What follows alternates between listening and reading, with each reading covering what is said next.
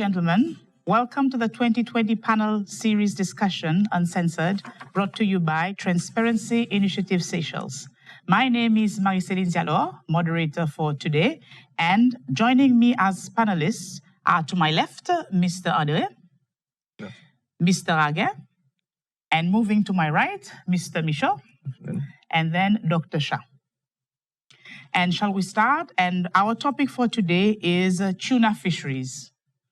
I have the pleasure to address our participants with at least 1 minute, all of you, with a topic that is close to your heart on the topic of tuna fisheries. So, shall we start with Dr. Shah? Sure, thank you. Thanks for the invitation. And I think the main issue with the tuna fishery in Seychelles is, of course, what I've always said, which is the unequal partnership that we have with the European Union. And the biggest problem is that the EU comes as a bloc to negotiate whether the Indian Ocean Tuna Commission or with the Seychelles. But it's really 2 countries out of this 27 or 28 country bloc that is concerned with tuna fishing in the Seychelles in the Western Indian Ocean, which are Spain and France.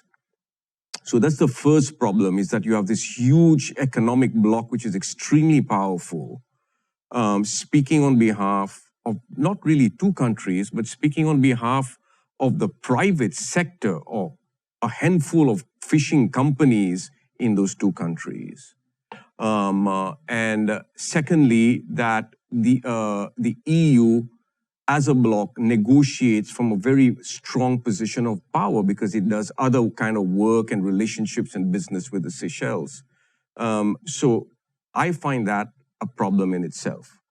Because if we look at the importance of tuna to the EU, actually it's more important for the EU than it is for the Seychelles. Last year, some trade magazines, fisheries trade magazines, tuna trade magazines, said that tuna had become the most important fish in the EU. And if you look at the statistics of the EU itself, over 50%, in fact, it's 53% of the tuna that is transacted within the European Union comes from the Western Indian Ocean. And the Seychelles, of course, is smack right in the middle of the Western Indian Ocean.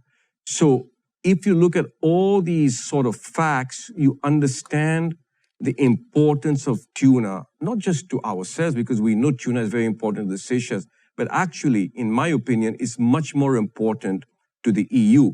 So when we negotiate, we have to negotiate from a position of power, not from a position of weakness. And I think we're not getting a good enough deal from the European Union. All right, thank you very much. Mr. Aguet, what would you like to talk about to begin? Yeah, speaking as a Seychelles youth, I think it's an interesting time for Seychelles where we're defining something like the blue economy. And what I'm very passionate about is ensuring that the blue economy isn't seen as something that's a vehicle for extractive industries. At the same time, I think we have an experience with the tuna sector, which tells us, I mean, it is the blue economy. It is what is keeping us going through these times of COVID-19. So it's essential to us. But when we define the blue economy, we have to think about it in sustainable and equitable means. And so I think what was just being discussed by Dr. Shah in terms of the unequal power relationships we have is something that affects this equitability. It affects local access to certain access to this resource. And I think we must think about sustainability. So in the sense of the impact this fisheries has, be it bycatch, be it the marine plastic pollution that's been produced. In fact, we at SAF have just published a paper that finds that 83% of what is on our dabber is fishing related. This is by weight. So we know there's an impact. We are finding out more about this impact. And I think as we sign more agreements or look towards the future with this agreement that we have now, we must think about how we can use existing and new measures to lower the impact and make it more sustainable as possible and hopefully more equitable. Thank you. Very interesting statistics. Mr. Michaud, what is your take on tuna fisheries? Thank you very much. Thank you for having invited me. I think, well, as everybody knows, fisheries and tourism are the 2 pillars of the Seychelles economy. Whilst we talk a lot about fisheries, we do not come up with lots of figures. As a matter of fact, it's very difficult to get real serious information, be it about the economics of the fishery, be it about the agreements, be it about the sustainability of the fishery. And I think it's a good initiative to start making this subject, this topic, more accessible to the public and really talk about facts and figures, you know? And just a little aside, whilst we are so focused on tuna, we sometimes forget that other local fishery stocks are overexploited. As a matter of fact, perhaps even more overexploited than the tuna. But we don't look very much in our backyard. We look very far away because it's others. So it's easy to say, guys, you know, you are fishing too much. And whilst this is important, we have to make sure that we have a very balanced approach. Again, as I said, based on facts and figures and not on emotion. Yeah. Thank you. We shall come back to this issue of overfishing later on. But Mr. Adoy, what would you like to open your statement with? Thank you. Good afternoon again. Thank you for inviting me. Well, I would like to focus the discussion mainly on the opportunities within the domestic sector, because in Seychelles, as you know, we have the industrial fishery, which is mainly a fishery that is being well, mostly operated by foreign fleets. And then we have what we call a semi-industrial, which is a domestic sector, which is again a sector whereby Seychelles investors. And we have the artisanal sector, which is again Seychelles investors, but smaller vessels that goes around the island supplying fresh fish to the local market.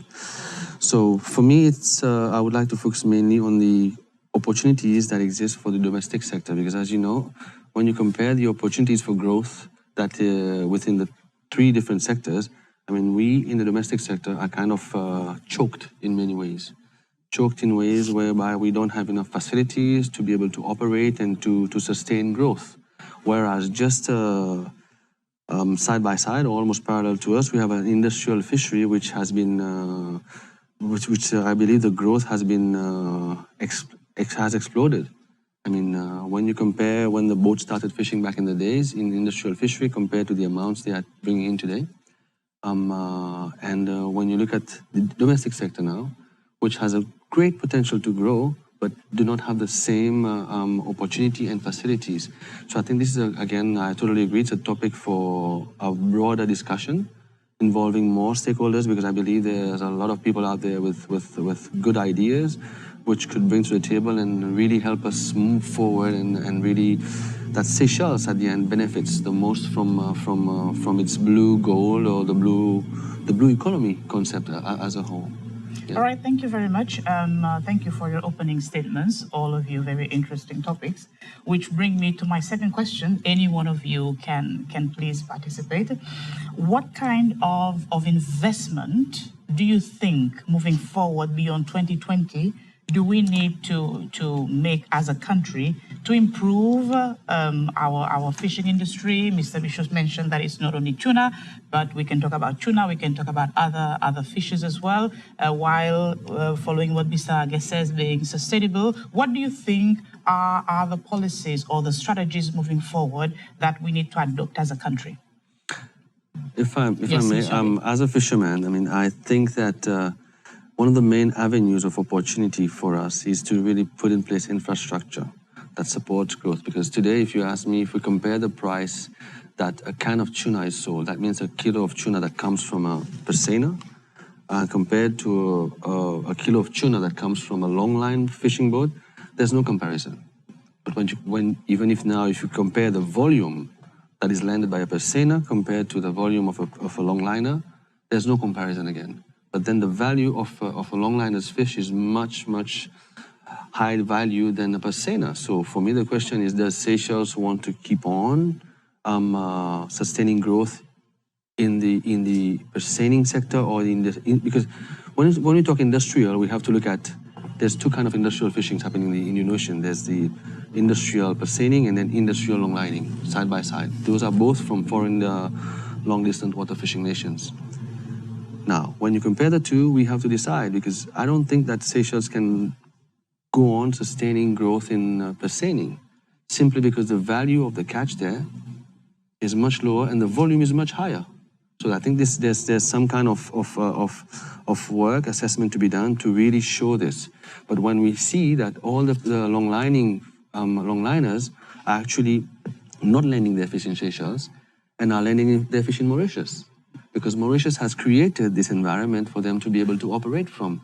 And the fish leaving Mauritius' shore are 10 times more higher in value than in Seychelles. So for me, when we talk of sustainability now, we always talk about the biological sustainability of the resource. But if we look at the sustainability across the board, we should be in fact aiming to fish less and earning more. Yeah. For Seychelles, and then this would also create a whole chain of satellite industries around this, which we don't have. And I'm afraid to say, I'm not saying Mauritius is a perfect example, but I think they've made this transition. Even when you look at the factory that they have in Mauritius now, which is actually processing dry frozen fish from Persenas, again, a high-valued fish, because the Persenas also now are realizing that it's no longer the time for us to be fishing a lot, to be getting more. So they are also trying to value add on their products. So I think it's a conversation that we should look at. So you talk about a different model? Yeah. Okay, all right. Anybody else? Well, I would like to... Yes, Mr. Michel. Well, I like to say that I agree with you about sustainability. You know, I think the days of catching more are over. Okay? But what is important is that we have to make the maximum use of what we fish. At the moment, only 20 to 25% of the tuna that comes through Port Victoria is landed. And we can easily do more. The biggest industry is the tuna canning factory, which is great. But we can also use tuna from the Persenas at -40 and -60 for other products, more high-value products, so that we don't depend on only one industry. And furthermore, it's very, very important, actually, that we give the maximum support to our semi-industrial longline fishery. And we ensure that the industrial longliners use Port Victoria. But it's not something, you know, it's not enough saying they should use Port Victoria. We need to have the services and the infrastructure to attract them to come here. I mean, nobody forces them to go to Mauritius, the longliners, but they go there because they have services.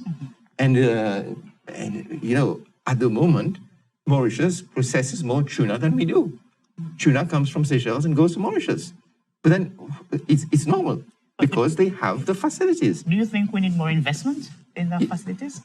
Well, we need more investments, and we need also to have this climate whereby investors are interested to invest here.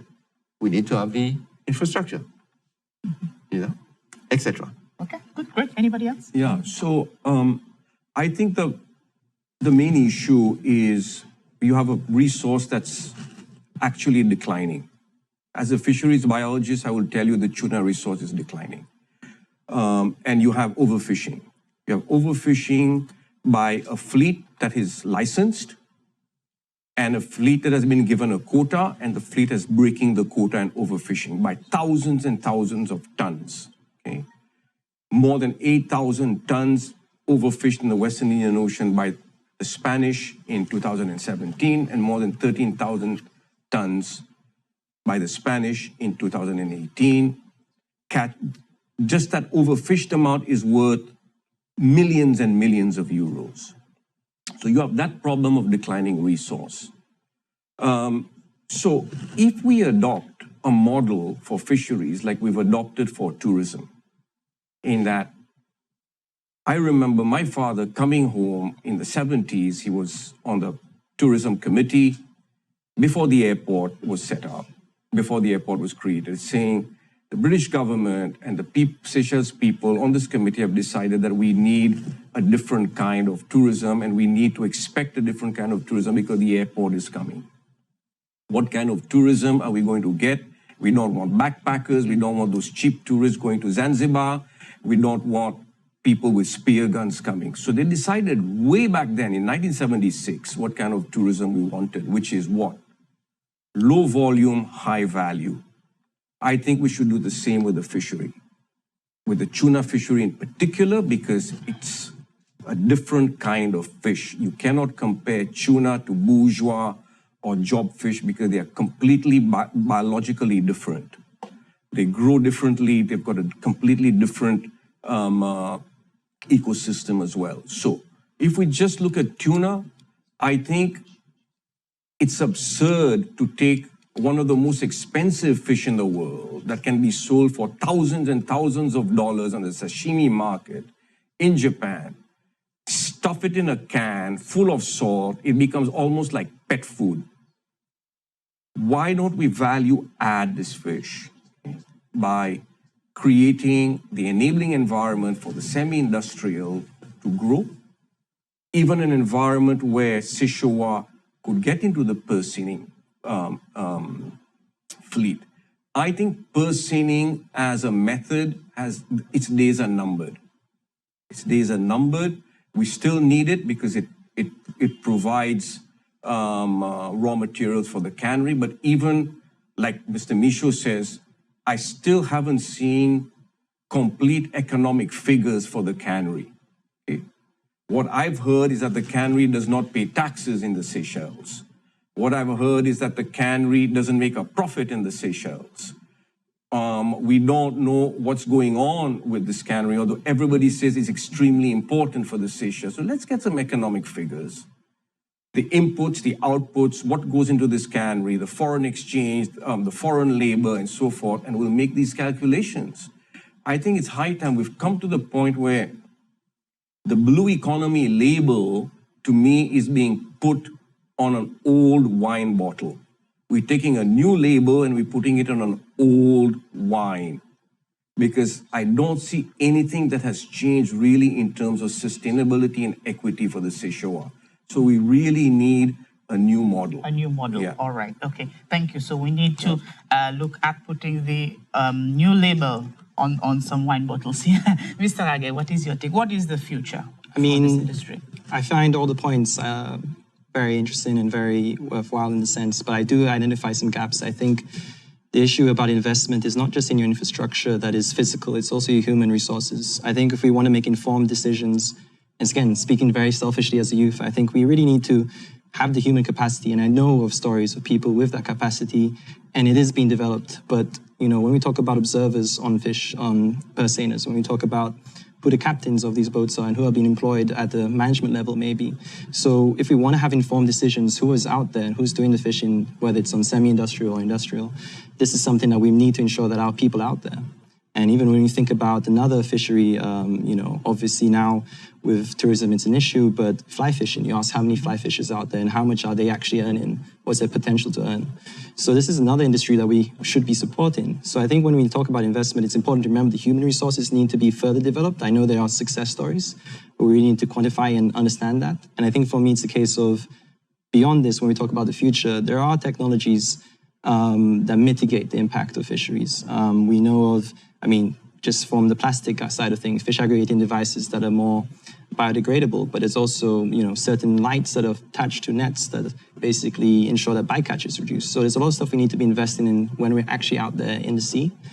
And I think, you know, we have great promise with something like the Marine Spatial Plan, but if we're unable to enforce that out there, it's not just the fishing that we know that's going on, it's the fishing we don't know that's going on. We have Sri Lankan vessels going into our water taking 7 tons of sharks. And so what investment do we have to enforce this, be it satellite technology to observe it, or, you know, send a ship out there to stop these things or apprehend these criminals and other actors. So I think for me, it's important that investment is not just at the port, it's out there, it's in the people.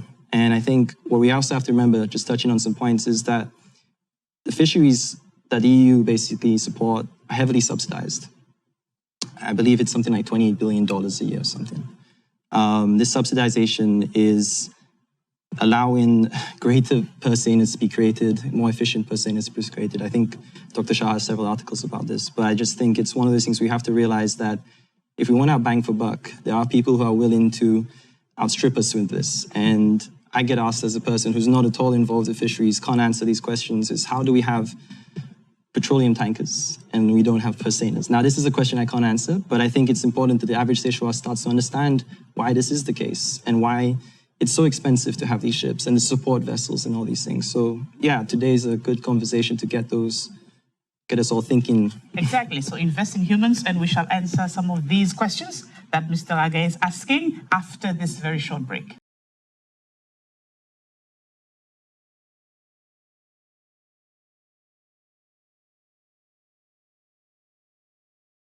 We are back from the break, and we are going to broaden this topic, not just tuna fisheries, but we are going to talk about now, gentlemen, the 1.3 million square kilometer of water that we call now the blue economy for Seychelles. And I'm being told by all of you that this, when we consider the size of Seychelles, including all of its EEZ, we are, approximately the size of South Africa.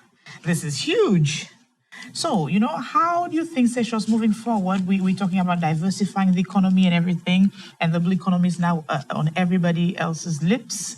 What's your take on that in terms of fisheries or with the economy or with any other topic that's associated with that? Anybody? Yes, Mr. Michaud. Well, basically, the blue economy consists of three components. You have the economy, you have sustainability, and then you've got society. You need the three. You can't just simply say, I want to have more boats because I like the blue economy. I want to contribute to it. If you have too many boats, it's not going to help sustainability. You must also have this society bit of it, the participation. It's got to be very inclusive. And I think it's important in the future, if we really want to make changes, we need to have this dialogue.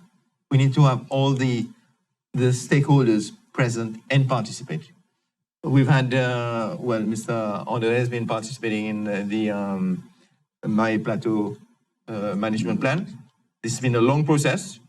Okay, there's been a lot of talking, but now we have to do the acting, which is going the doing, the implementation, which is more difficult. Yes. And the economy is not only extracting, and it's not only fishing. It could be tourism, blue tourism. It could be sports, enjoying the resources. But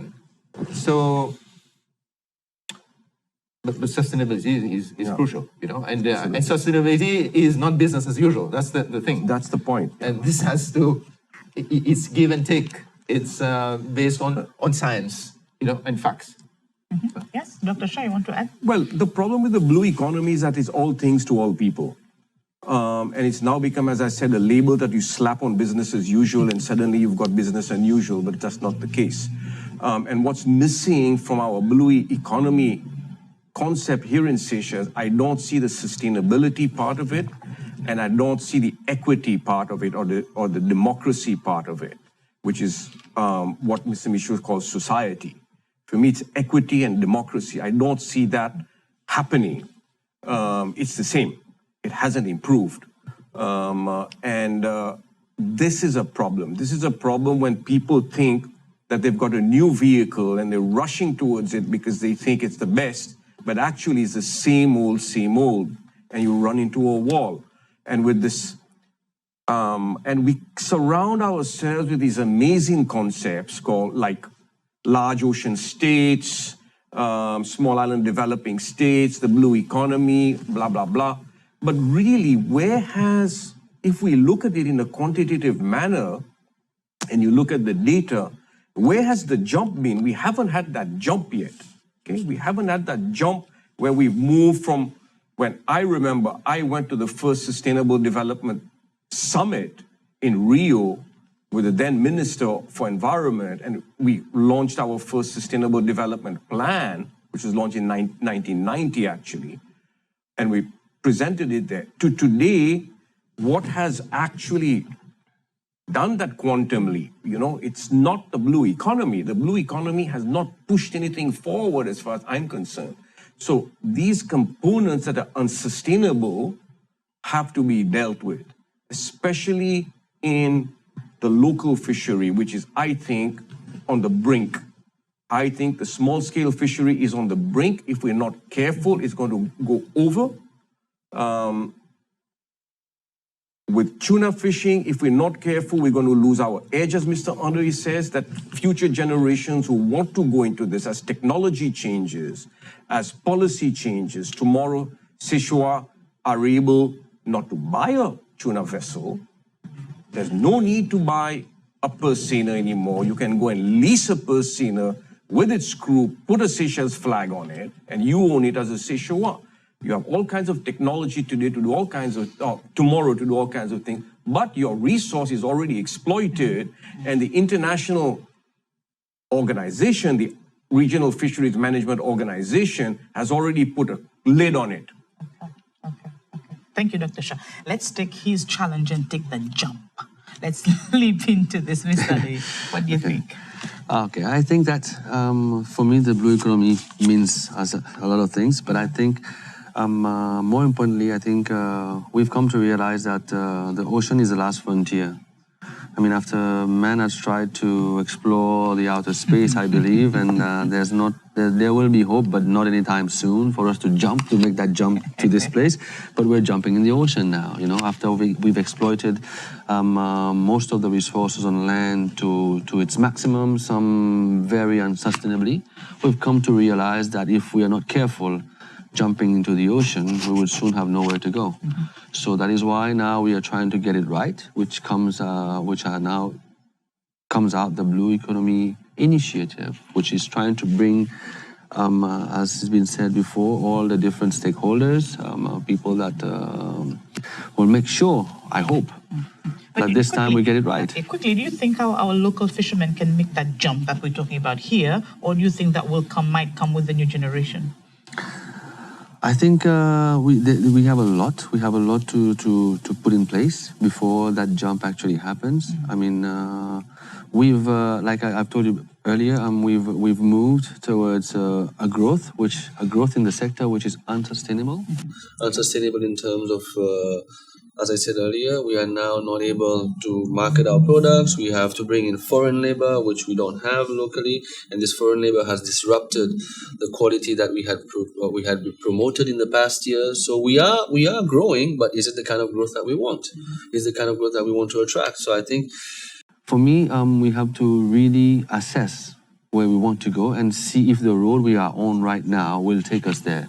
And if not, then we should take measures to get on that right road and get where we want to go. Yeah, thank you. Mr. Age, you know I'm going to ask you a difficult question, not difficult, but what do you think with the new generation now, what kind of a abnormal, disruptive jump that needs to happen so that we can see, you know, a different experience with this blue economy or fisheries or any other issues? I think, the obvious thing you can say is COVID right now, and what will happen in the next couple of years could be an opportunity for transformation, may or may not be. It might slide us right by. I think in discussing, you know, from a youth perspective, but also thinking about what it means, the blue economy, until people own that concept and fight for that concept in their own definitions and then agree as a consensus, as we might be doing around this table now, it still remains to be discussed and debated. So that conversation will carry on. But I think it's very important to say this is, as it's been pointed out, there's nothing new necessarily with the blue economy. It can be this old wine that will be repackaged. But I think precedent matters.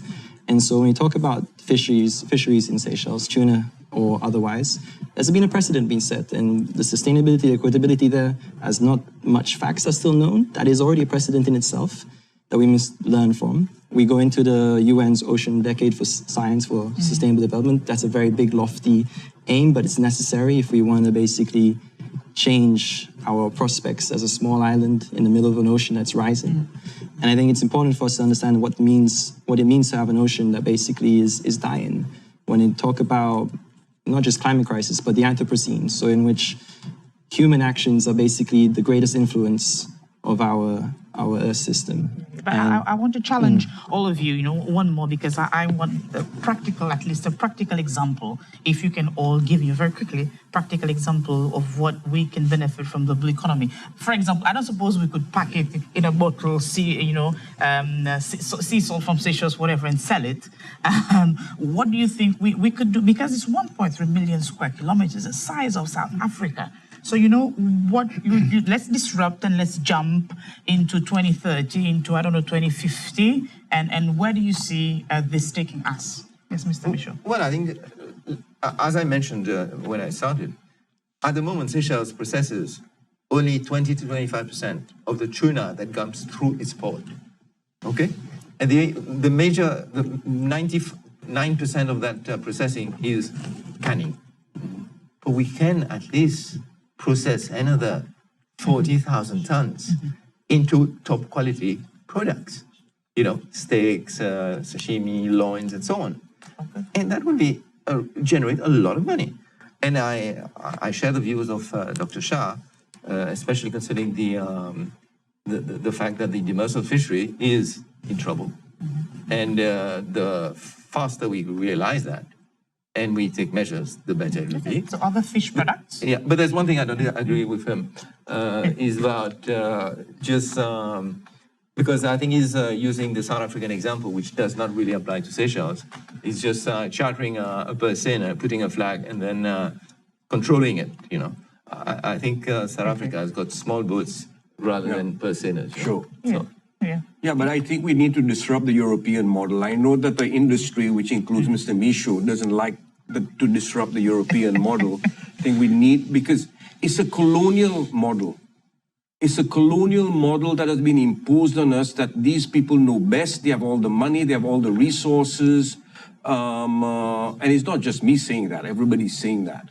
And it's been the same throughout the world, that even these big organizations that are set up, let us say the UN or the Bretton Woods institutions or the RFMOs, like the Indian Ocean Tuna Commission, it's all done to the benefit of these bigger countries. Very quickly, because we're running out of time. Yeah, look, example, tuna. Yes. The canning factory yes. exports 90% of its products to Europe without paying any duty, without any quotas. But yes, if you are going to export to Africa and other countries, you would have quotas, you have duties and lots of complications. How much do we really make from that export, because it's owned by people who are not here? How much do the Seychelles really earn from that? You say CPEC earns a profit. Okay, why does CPEC only earn a profit from there, not a profit from selling oil to all the hundreds of airlines that come in here? Because tourism is a larger business. Okay, good. So I got that from the CEO. Let me bring in these two gentlemen on my left here. Quickly, your take on this. It's very interesting. Huh? Yeah. Well, I sincerely think that the Seychelles should evaluate all possibilities of earning more, especially in this time of COVID that we are talking. People are saying that the fishing industry has the potential to become the pillar of the economy. I think people are calling it not pillar, but to become equal to tourism. I think it should be the pillar and much higher than tourism. If we were to really exploit our resources ourselves, sustainably. But I think there's a perception that exists in Seychelles that we don't have enough confidence in our own people, despite having said that we need to build capacity, but we are not looking at the capacity that exists now to move. Okay. If we sit and wait for that capacity to come, and the ones that exist now, when these ones will come, will still remain, because as it's been pointed out, we have a big shortage of manpower. So if we let the 50% that is standing today fall, waiting for that new 50% to come in, we'll never get anywhere. But these perceptions are perceptions that are sold, as Mr. Shah said, and I would like to just put a new word there. I think we are like all African states, we are still caught in what I call a colonial hangover. We've not let go of the masters. They are still there, and we're still looking to them to get our bread and butter. But they are actually really looking after themselves. They're giving us something to keep us happy, to make us quiet, but then we should be taking the reins in our own hands. So I want one practical thing that we can do. Maybe Mr. Age, I always give you the difficult questions. one thing practical you think so that we... Just to touch on it, we have what's the level of exports that we're sending to the EU, and how much does that affect our balance of payment? How does that basically lower our cost of living? So if we want to really get out of this resource trap, resource curse that we have with the EU, we need to diversify in some ways. And for me, tourism is showing us that it has its weaknesses in some ways, but it will come back at some point, maybe not in a year, maybe not 2 years. I think, honestly, in terms of the people on the outer islands, we've mentioned salt. I mean, there's feasibility studies in the past that have been done. Maybe we need to check again in terms of a local market, a value-added market. How much would somebody at Four Seasons pay for a very exclusive, Seychelles sea salt? Yeah. Maybe sell some of that seawater, I don't know. But there's a lot of things that have been done, and we've seen seaweed being used in this country. There's a lot of things that have been overlooked, and I think we must not go into things like, dare I say it, oil, dare I say it, other things like deep seabed mining. In the next 10 years, 20, 30 years, we must really look at what's been overlooked and revisit and over time evaluate based on the market forces out there. Good, thank you. So really look at what has been overlooked. And with that, we are going to take a break and come back soon. Thank you.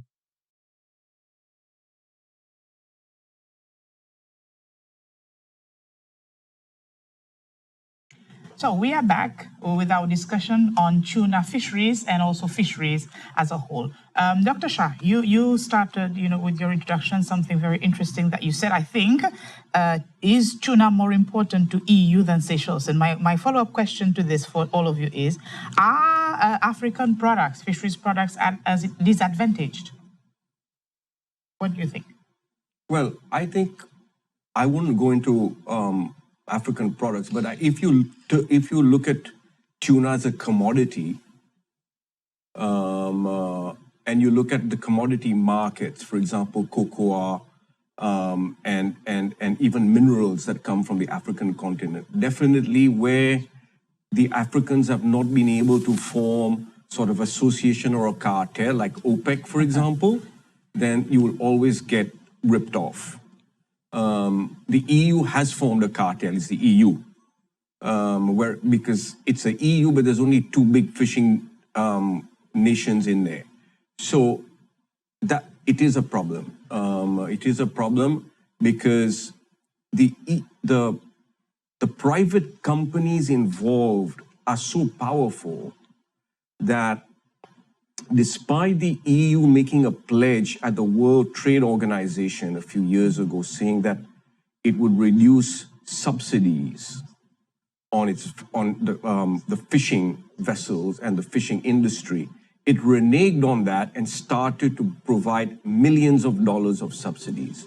A couple of recent papers have shown that without these subsidies, none of these fleets, including the EU distant water fleet, the Chinese fleet, the Russian fleet, even the Korean fleet would not be able to operate. So the profits are based on the governments giving them subsidies. So it's a completely unequal partnership. When you look at investment, for the Seychelles to be able to enter this fishery, they'll have to be hugely subsidized. Now, if we look at our artisanal fishery, which we mustn't mix up the small scale of artisanal fishery with the tuna fishery because it's distinct. But like all fisheries, it's also been subsidized. So we get, for example, last year, if I remember correctly, almost 30 million rupees of fuel subsidies were given to the artisanal fishermen, and various other sort of assistance and concessions and so forth. Now, what has happened is that we've seen that the fleet, the artisanal fleet, has expanded so much that it's 100% over capacity. Even the statistics that SFA has been getting shows this trend. It shows a declining trend, especially in some of the keystone species like bourgeois and so forth. But a recent paper has shown that actually the statistics that we have are undercounted. It should be at least double that, or maybe even more.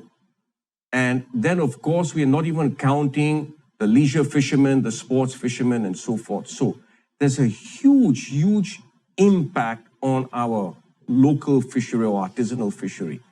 So for you to be able to get proper food security, we're not talking about tuna here, we're talking about food security in terms of fish for the local people.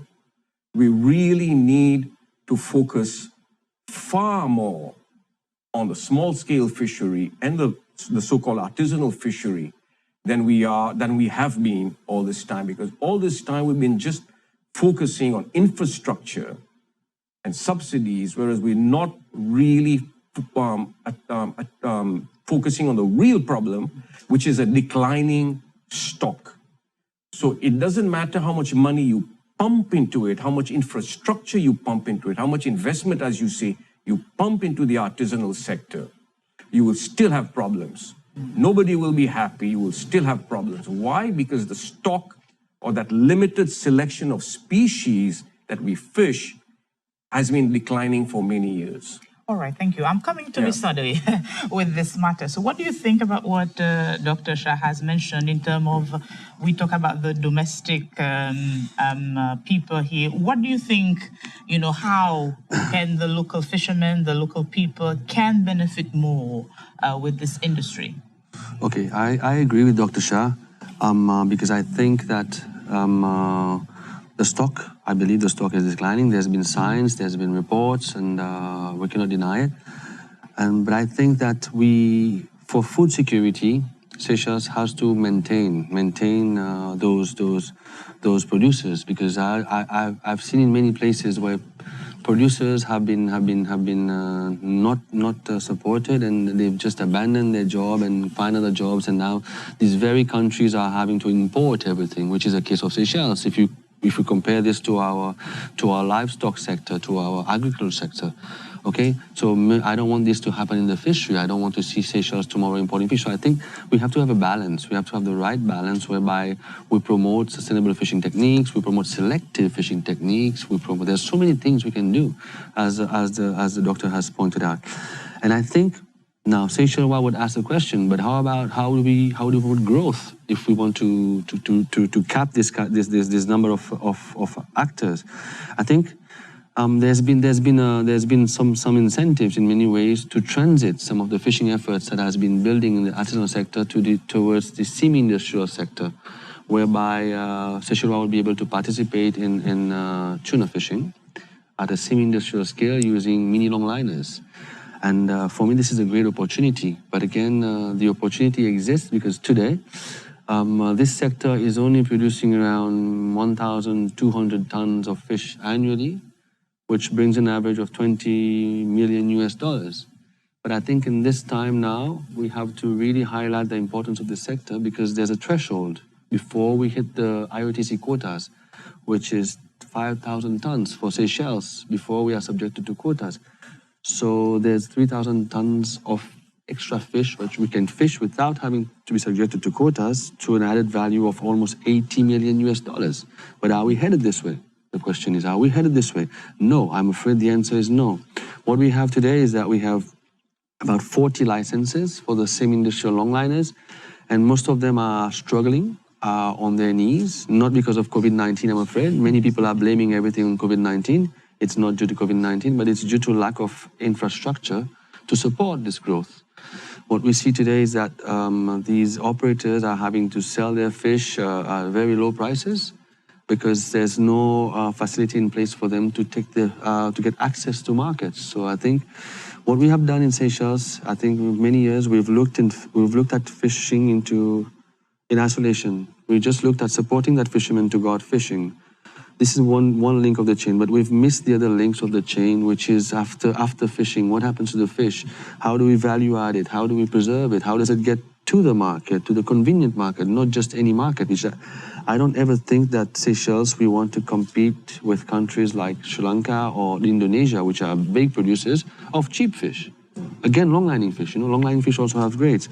So I think the opportunity exists, but we have to make sure, because today, as pointed out by Mr. Wagen earlier, we have to build capacity. We have not built capacity for this.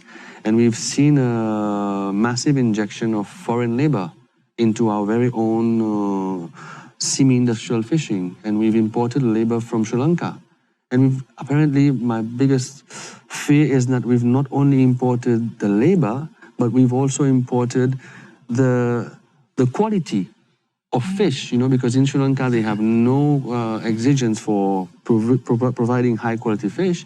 We brought those guys in, and those guys are now dictating the quality of our fish, which is bringing down the brand. Because when I started fishing many years ago, Seychelles fish in Europe and in the world was a brand that you just have to say the fish is from Seychelles and everybody will run to you. I'm afraid today we are struggling with quality and it's not improving, so there's a big work to be done in terms of building capacity. I'm encouraging the youth, giving incentives for people to venture. All right, good. Coming to Mr. Michaud, what do you think government, because you mentioned environment before and maybe other points that you want to raise, because government is the enabler in all of that. What would you say now would be the focus for government, maybe as a priority to take on some of the points discussed here? Well, first of all, we must know the real facts and figures. And I'm afraid we don't have that information readily available. It exists, but it is not readily available. Just to give you a little example, just before coming here, I checked with the CPEC. Apparently, 60% of CPEC profits comes from the industrial tuna fleet, the sale of fuel. Okay? And then we must know what we want, really.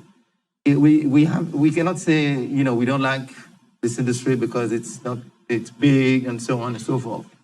The canning factory, some time back, they did a survey, a report, and apparently 6% to 8% of the GDP comes from the canning factory. But what is really sad is that all this information is not readily available. And how can government make decisions if it doesn't have the facts and figures? And these are just only a few examples. And I would also add that it's not only government, but the EU does not also come with the facts and figures readily available. Because the EU, you can say anything about the EU, they will never react, You can tell them they're bad. They will just couldn't care less. Even the industry here, take the canning factory. The canning factory should say what they're doing. What does it bring to the country? But or the ship agents or CPEC or whatever. But the reaction is, oh, but it's evident. Fisheries is very, very important. But the word very important is not good enough. For example, the Port Victoria is the #1 tuna port in the Indian Ocean per sinning. And we underestimate that importance. Because if boats start going to other ports, then stevedores have less job. Canning factory would have to import the tuna from elsewhere. The ship chandlers, CPEC, those that repair the boats and so on. So I think we need to have a very frank dialogue with the industry. Perhaps I've been focusing a bit too much on the industrial fishery.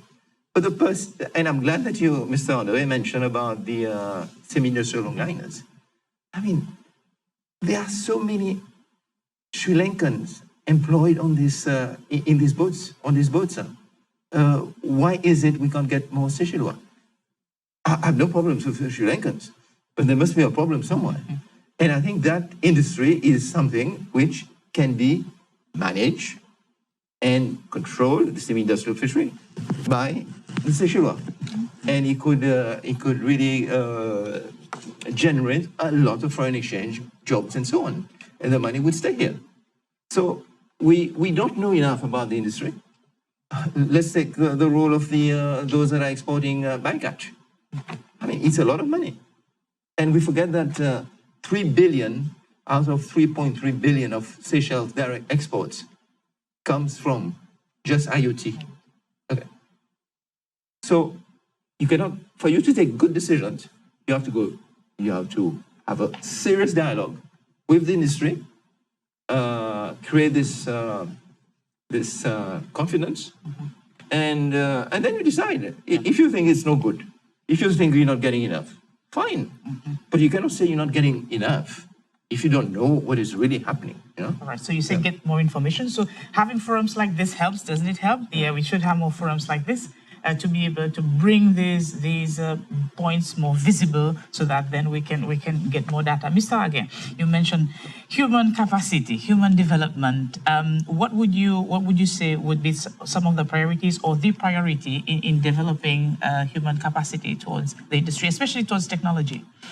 I think it's interesting in Seychelles, where we are a seafaring nation from history, and where we may have shifted to where we are now. I think we still have a lot of people out there in the sea, but as Mr. Andre has said, there's clearly a lack, as Mr. Bishop has also said, there's clearly a supplement of foreigners taking these jobs, which is, feeding a demand. And I don't think it's just fisheries. You see this across the board in Seychelles. So we have to ask ourselves, where's our youth? Where's our, learned and experienced seafarers? What's happening? Are they going abroad to find other opportunities in fisheries, or are they staying and doing another sector? So the question is, what is attracting people? Is it salaries? Is it career options and these things? So I think once we have an attractive fishing industry, you do get more people. But I think in terms of when we're talking about technology use, so we have a maritime academy. I know people have gone there, and in terms of conservation, we benefit from these people as well. But I think in terms of going beyond that, in terms of introducing them to a lot of the best practices, I think we still can do more. And I'm hoping, we have this agreement with the EU. I think we put about $200,000 has been set aside for environmental management, I believe, every year. So it'd be interesting to see what kind of technology can be brought to somewhere like Maritime, can be brought to different conservation organizations to introduce maybe a partnership, a public-private partnership, something to that effect, where we trial some of these technologies coming out. So one aspect where what I've heard of, there's these shark bait or shark guards that are used for certain fisheries. So it basically deters sharks from taking from hooks. So this is on a small scale, but I'm sure there's bigger things out there that we have not explored and tried. And I think for me, it's a big thing of research and development. At the end of the day, for informed decisions, we really need to have the people out there. So it's your scientists.